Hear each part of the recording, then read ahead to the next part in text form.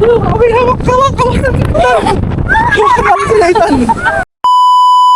mga ka-J-Fam! For today's video nga, samahan nyo nga kami dahil magpupunta kami sa second summer capital of the Philippines. Ito nga yung Tagaytay.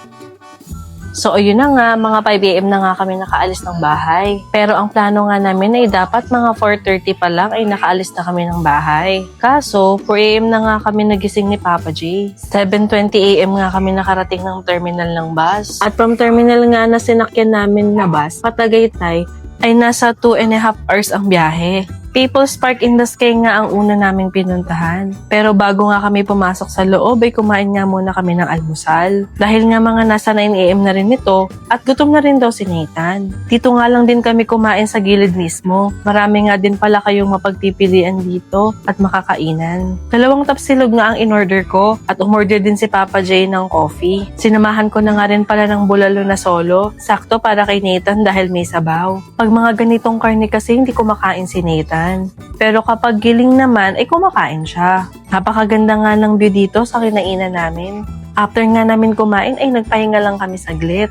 Dahil ilang meters din ang lakaran, paakyat ang gagawin namin papuntang entrance. 50 pesos per head na nga ang entrance dito sa People's Park.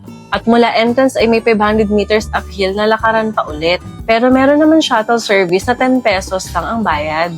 Pero mas pinili na nga lang namin maglakad para mas ma-enjoy pa namin ng mga gandang tanawin.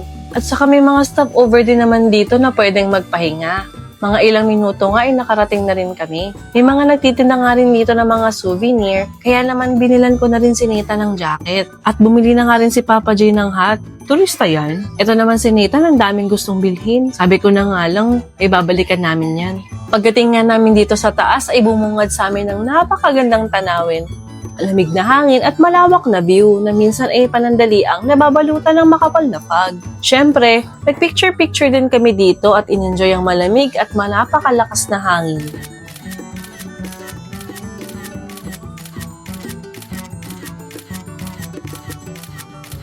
Maya-maya nga ay bumaba na kami at binalikan namin yung pinabili ni Nathan na Uno cards.